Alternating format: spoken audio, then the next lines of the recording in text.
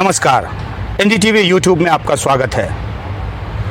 मोहम्मद पैगंबर को लेकर की गई आपत्तिजनक टिप्पणी ने किस तरह से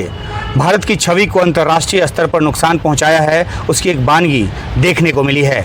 कतर की तरफ से बयान जारी कर कतर विदेश मंत्रालय की तरफ से बयान जारी कर ये कहा गया है कि वहां भारत के राजदूत को तलब किया गया और जिस तरह की टिप्पणी की गई मोहम्मद पैगंबर को के ऊपर, उस पर गहरी आपत्ति और नाराज़गी दर्ज कराई। उसमें यह भी कहा गया कि इसको लेकर सार्वजनिक तौर पर माफ़ी मांगे जाने की ज़रूरत है और अगर इस तरह की प्रवृत्ति को रोका नहीं गया, सज़ा नहीं दी गई, तो ये और ज़्यादा नफरत को फैलाने का काम करेगी। इस तरह की प्रवृत्तियाँ जो हैं। दूसरी तरफ भारत की तरफ से भी बयान जारी किया गया है। भारत का जो दूतावास है उसकी तरफ से बयान जारी कर ये कहा गया है कि राजदूत ने मुलाकात की और उन्होंने इस बात का भरोसा दिलाया कि जो टिप्पणी की गई वो भारत सरकार के मंतव्य को, उनका भारत सरकार का जो रुख है उसको नहीं दर्शाता। भारत सरकार जो है वो हमेशा से सर्वधर्म समभाव में भरोसा करती रही है और कुछ फ्रिंज एलिमेंट ने इस तरह के बयान दिए हैं। तो जाहिर सी बात है कि जो बयान आए, जिस तरह की टिप्पणी की गई टीवी पर या फिर उसके बाद एक अलग व्यक्ति के द्वारा ट्विटर पर, तो उसको लेकर ये कहा गया है कि ये फ्रिंज एलिमेंट की तरफ से कहा गया। यानी पहले बीजेपी ने अपनी प्रवक्ता से किनारा किया, उसके बयान से किनारा किया, उसके चंद घंटे के बाद ही जो बयान आया भारत सरकार की तरफ से, जो वहाँ पे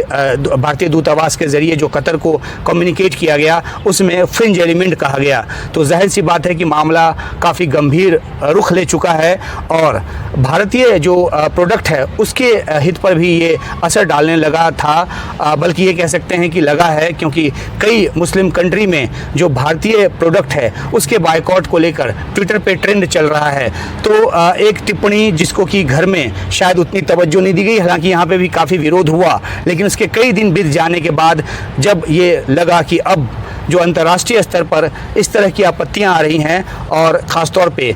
दोहा से जिस तरह की आपत्ति आई, वैसे में आनन फानन में फिर जो इस मुद्दे को बल मिला। और ये बात ज़रूर है कि बीजेपी अपनी तरफ से उसने पहले एक बयान जारी कर ये बताया कि जो बीजेपी है उसका जो भरोसा है वो सर्वधर्म समभाव में है। वो किसी भी जो धर्म से जुड़े हुए जो प्रमुख हैं उनका अनादर उसे बर्दाश्त नहीं, वो उसके हक में नहीं। और उसके थोड़ी देर के बाद एक चिट्ठी जारी कर दोनों ही नुपुर शर्मा को प्राथमिक सदस्यता से निलंबित किया गया और साथ ही जो नवीन कुमार जिंदल है जिसने आपत्तिजनक ट्वीट किया था, उसको भी पार्टी के प्राथमिक सदस्यता से हटाया गया। तो एक तरह से डैमेज कंट्रोल करने की बीजेपी की तरफ से कोशिश हुई, क्योंकि अगर ये बात भीतर से आती, अंदर से आती, तो शायद ये फैसला पहले ले लिया जाता। लेकिन जब विदेश में इस बात की गूंज उठने लगी और ख़ास तौर पे तब जब भारत के उपराष्ट्रपति कतर के दौरे पर हैं और वहाँ पे वो हाई लेवल मीटिंग्स कर रहे हैं, इस मौके पर इस तरह की आपत्ति का आना और फिर उसके बाद भारत की तरफ से अपनी बात का कहा जाना, ये अपने आप में मायने रखता है। और अहम बात ये है कि ये न सिर्फ अरब जो कंट्रीज़ हैं वहाँ, बल्कि भारत में जो बढ़ता हुआ इंटॉलरेंस है, जो धार्मिक असहिष्णुता है, उसकी चर्चा अलग अलग देशों में होने लगी है। ख़ासतौर पे अगर अमेरिका की बात करें तो किस तरह की रिपोर्ट्स वहाँ से आ रही हैं और किस तरह से सवालात उठाए जा रहे हैं भारत में धार्मिक और सहिष्णुता के बढ़ने के। तो ये एक सोचने की बात है। और क्योंकि बीजेपी रूलिंग पार्टी है, बीजेपी के नेताओं को, बीजेपी के नीति निर्धारकों को ये सोचना पड़ेगा कि आखिरकार इस सब का जो अंत है वो क्या है, कैसे इस पे बंदिश लगाई जाए। ये जो एक नज़ीर पेश की है बीजेपी ने कार्रवाई करके, उम्मीद ये की जानी चाहिए कि इसके बाद कोई भी प्रवक्ता जो है बीजेपी पार्टी का, वो इस तरह की आपत्तिजनक टिप्पणी नहीं करेगा। और ये न सिर्फ बीजेपी पार्टी की बात है, बल्कि चाहे वो कांग्रेस पार्टी हो या MIM हो या कोई भी पॉलिटिकल पार्टी, समाजवादी पार्टी हो, RJD हो, JDU हो, कोई भी पार्टी, शिवसेना हो, किसी भी तरफ से इस तरह के बयान नहीं आने चाहिए जिससे किसी भी धार्मिक संप्रदाय के लोगों की जो भावना है वो आहत हो। तो ये एक बड़ा उदाहरण है कि इस तरह के बयानों से बचा जाना चाहिए। और सबसे बड़ी बात यह है कि भारत जो कि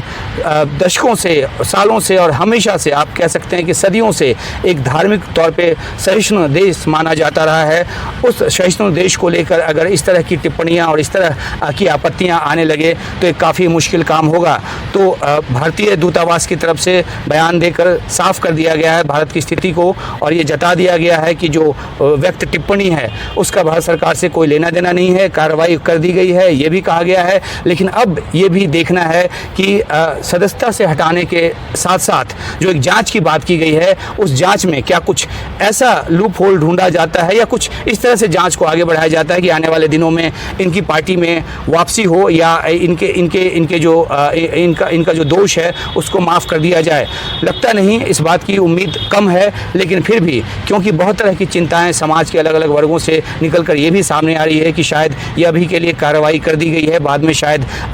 इस पे लिपापोती कर दी जाए। लेकिन एक सही सोच वो ये कहती है कि शायद ऐसा नहीं होगा, क्योंकि ये जो आपत्ति है कतर की तरफ से जो उठाई गई है उसकी गूंज न सिर्फ कतर और भारत बल्कि पूरी दुनिया में सुनी जा रही है। और ऐसे में किसी भी तरह से बीजेपी के इन नेताओं की वापसी या उनको पार्टी में फिर से जगह कोई देना ये शायद मुमकिन नहीं होगा। और जैसा कि मैंने बताया कि सिर्फ बीजेपी के प्रवक्ताओं के ही नहीं या उनके पैनल पे बोलने वाले लोगों के ही नहीं, बल्कि हर पॉलिटिकल पार्टी के ऐसे प्रवक्ताओं के लिए, ऐसे वक्ताओं के लिए एक संदेश है जो आपत्तिजनक भाषा का प्रयोग करते हैं या कभी वो गलती से भी इस तरह का प्रयोग कर देते हैं, उसके बाद जो है पछताने के अलावा और सिर्फ एक खेद जताने के अलावा कोई रास्ता नहीं बचता। लेकिन वो तो तब तक जब तक कि बात घर में रहे, और जब दुनिया में इस तरह से अनुगूंज आने लगे दुनिया के अलग अलग देशों की तरफ से, जहां भारतीय बाजार के हित को भी नुकसान पहुंचने की आशंका मंडराने लगे, ऐसे में सबको संभल कर बोलने की ज़रूरत है। और यही ये पूरा जो प्रकरण है यही सीख देता है। शुक्रिया।